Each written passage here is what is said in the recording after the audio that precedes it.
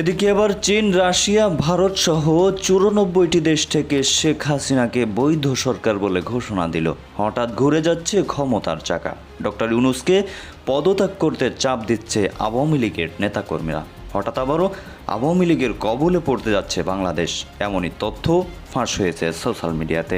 চীন, রাশিয়া, ভারত সহ 94টি রাষ্ট্র মিলে জাতিসংঘকে চ্যালেঞ্জ করছে যে ডক্টর ইউনূস সাহেব অবৈধ সরকার, তার মানে শেখ হাসিনা এখন পর্যন্ত বাংলাদেশের বৈধ সরকার। সেই ডকুমেন্টগুলোই আপনাদের সঙ্গে আজকে আমি শেয়ার করব। এই মুহূর্তে সারা পৃথিবী চাচ্ছে যে শেখ হাসিনা প্রধানমন্ত্রী, উনি তার প্রধানমন্ত্রীতে ফিরে আসুন। তবে দর্শক, দেশ প্রবাস দূরে কিংবা কাছে বসে যারা আমাদের দেখছেন, আশা করি সবাই ভালো আছেন। এইমাত্র পাওয়া খুবই গুরুত্বপূর্ণ এবং গরম একটা সংবাদ, আমি মনে করি এই বছরের সব থেকে হট নিউজ এটা। দর্শক, চীন, রাশিয়া এবং ভারত সহ আরও 98টি দেশ জাতিসংঘের কাছে জানিয়েছে শেখ হাসিনা পদত্যাগ করেননি, এখনও তিনি বাংলাদেশের প্রধানমন্ত্রী। ওয়েট, এ কথা আমি বলি নাই, শুরুতে এই শিরোনামে দেখে এসেছেন একজন আওয়ামী লীগ বা আফসোস লীগের নেতা, সে কিন্তু এই তথ্যগুলো সামনে এনেছে।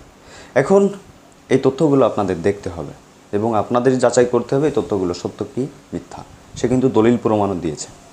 তো দর্শক, এখন আপনার কি মনে হয়, এই শেখ হাসিনা কি পদত্যাগ করেছে বা তাকে কি এখনও ক্ষমতায় বসানো উচিত? আপনি কি মনে করেন অবশ্যই জানাবেন।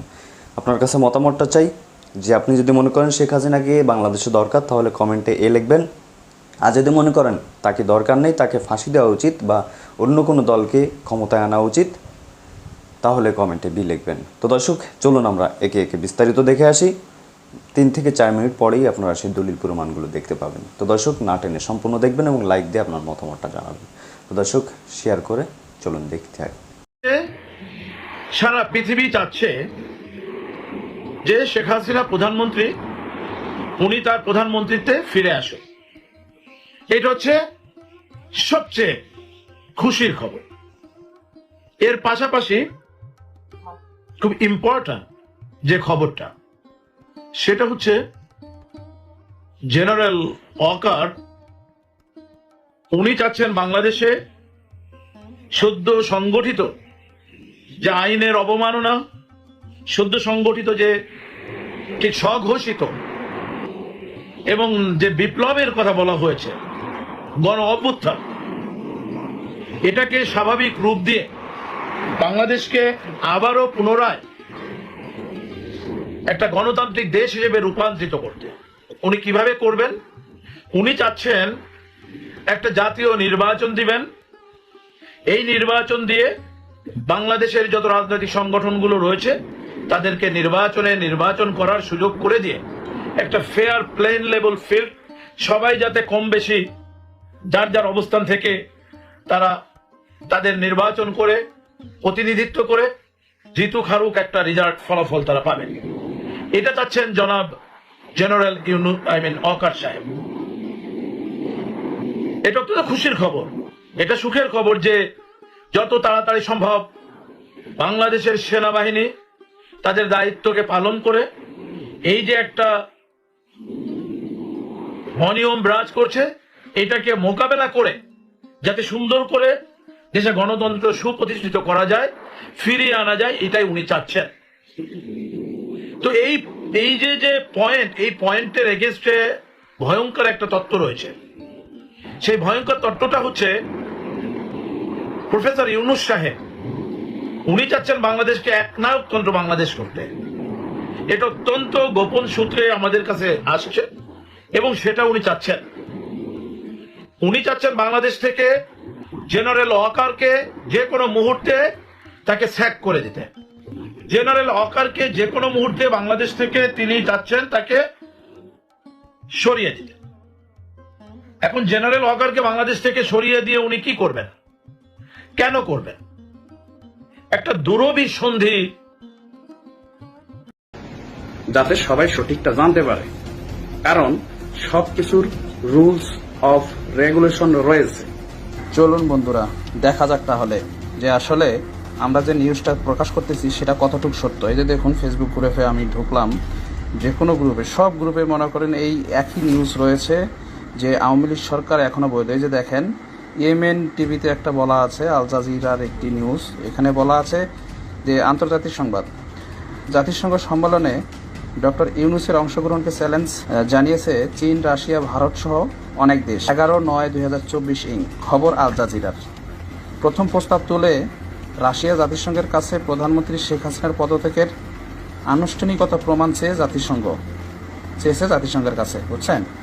তা যা তারা বলেছে, চীন, রাশিয়া, ভারত সহ 94টি রাষ্ট্র মিলে জাতিসংঘকে চ্যালেঞ্জ করছে যে ডক্টর ইউনূস সাহেব অবৈধ সরকার, তার মানে শেখ হাসিনা এখন পর্যন্ত বাংলাদেশের বৈধ সরকার। সেই ডকুমেন্টগুলোই আপনাদের সঙ্গে আজকে আমি শেয়ার করব। অবশ্যই সঙ্গে থাকবেন এবং আওয়ামী লীগের যারা ভাই বোনেরা আছেন অবশ্যই ভিডিওটা বেশি বেশি শেয়ার করে যাতে সবাই সঠিকটা জানতে পারে, কারণ সবকিছুর রুলস অফ রেগুলেশন রয়েছে।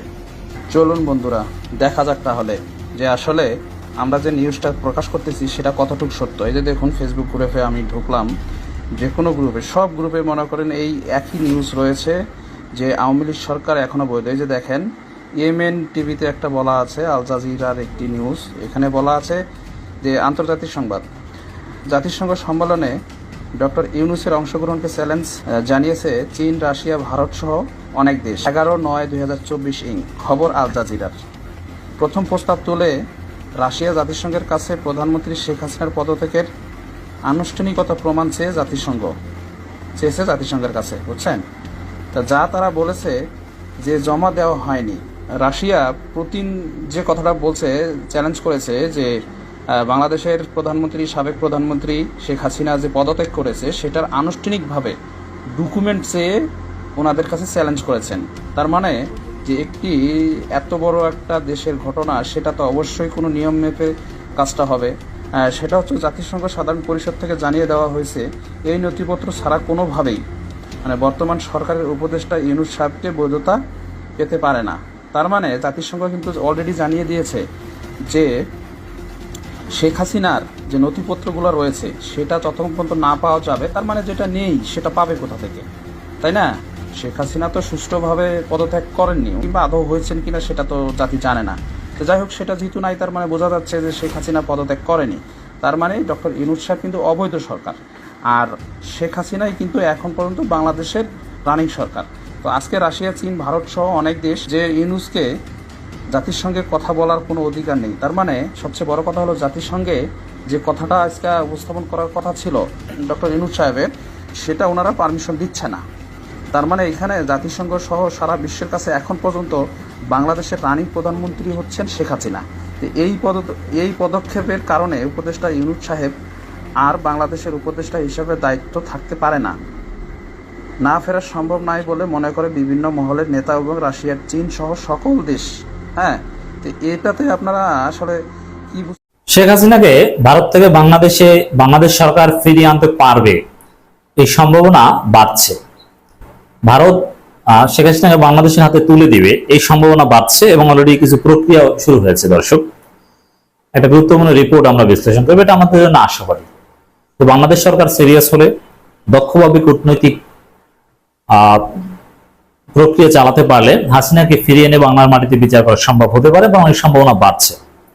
ভারতকে কার্যকর চাপ প্রয়োগ করতে পারলে এবং হাসিনার যদি দ্রুত বিচার হয় বাংলাদেশে ন্যায়সঙ্গতভাবে, ন্যায্যতার ভিত্তিতে, আন্তর্জাতিক মানদণ্ড বজায় রেখে হাসিনার বিচার হলে হাসিনাকে দেশে ফিরিয়ে আনা সম্ভব হবে। বিচার আগেও সম্ভব, বিচার হলে, রায় হলে তো আরো সম্ভব।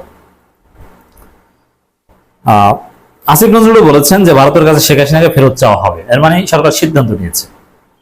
আর আন্তর্জাতিক অপরাধ ট্রাইব্যুনালের চিফ প্রসিকিউটর বলছেন তাজুল ইসলাম যে হাসিনাকে ফিরিয়ে আনার প্রক্রিয়া অলরেডি শুরু হয়ে গিয়েছে। আমরা সরকারের স্বাগত জানাই হাসিনাকে দেশে ফিরিয়ে আনার প্রক্রিয়া শুরু করার জন্য। ঢাকা পোস্ট একটা রিপোর্ট করেছে, এখানে অনেক আইনের রেফারেন্স দেওয়া হয়েছে, এক্সপার্টদের ওপিনিয়ন দেওয়া হয়েছে, চমৎকার ভাবে দেখানো হয়েছে। এখানে ঢাকা চাইলে হাসিনাকে হস্তান্তর করতে পারে দিল্লি, এর মানে হাসিনাকে ফিরিয়ে আনা সম্ভব হবে, তবে ইট ডিপেন্ডস অন বাংলাদেশ সরকারের আন্তরিকতা। If Bangladesh Sarkar is very sincere, interim government becomes very serious, it's possible. আইন সেটাই বলে।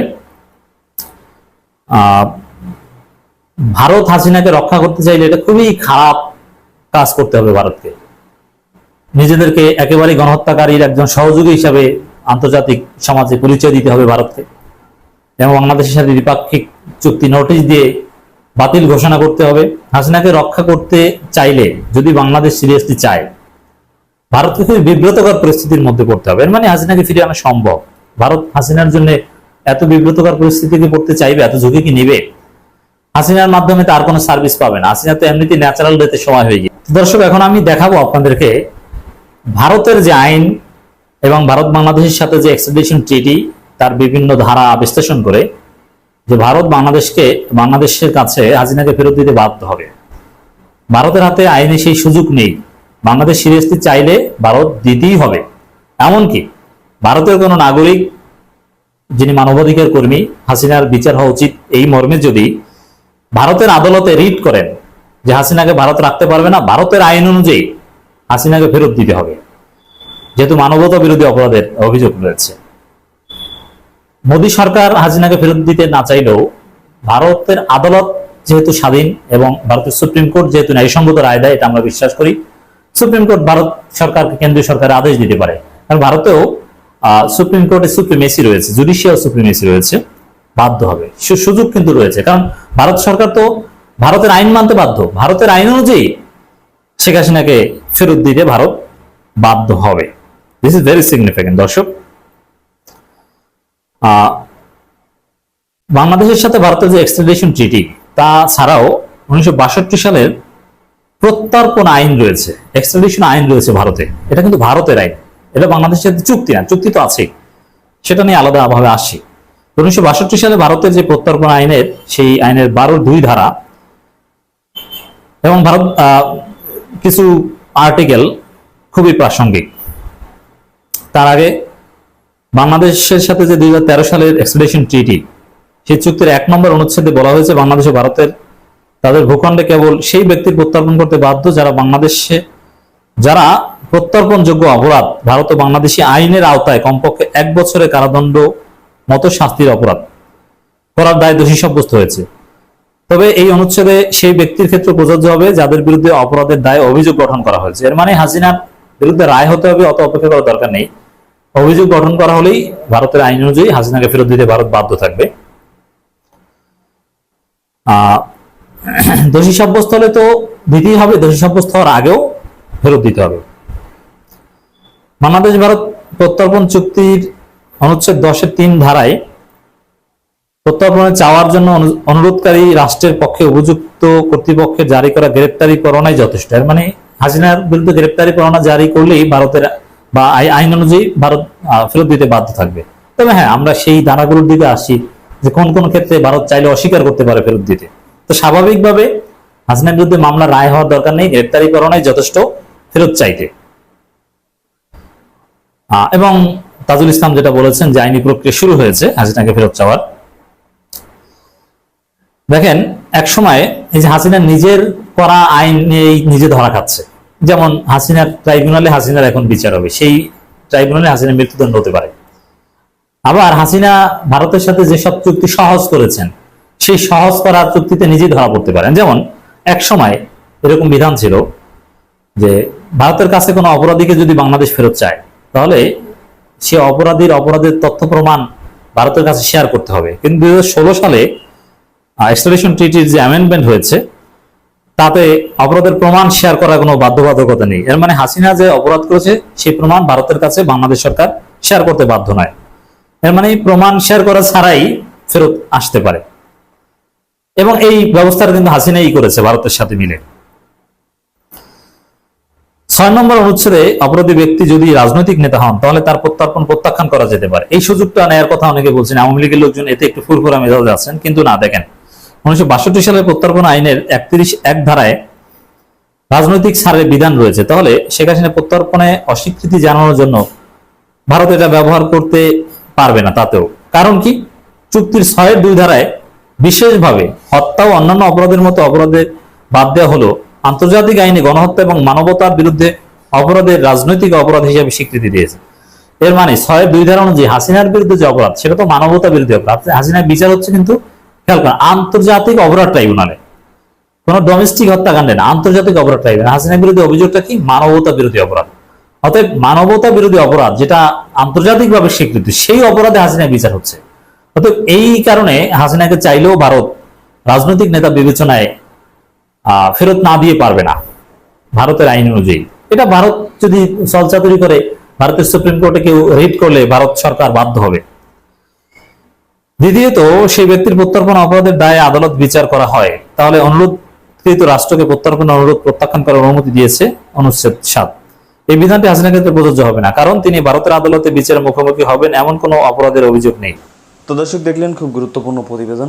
যাই হোক, এসব কথায় আমরা কান দিব না।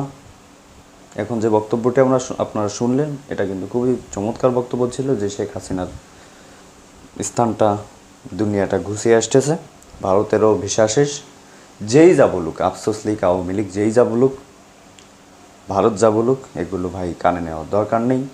কারণ যে স্যার বাংলার মানুষ একবার যেই থুতু ফেলিয়েছে, সেই থুতু আবার কোনদিন কালে উঠবে না, এটা আমি বলতে পারি।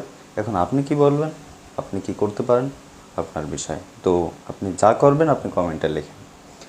তো দর্শক, যেই কথাগুলো শুনলেন, একজনের নাম রিজভী আলম, আর একজনের নাম জানি না। তো দলিল প্রমাণগুলো তিনি ফেসবুক ঘেটেই দিচ্ছিলেন।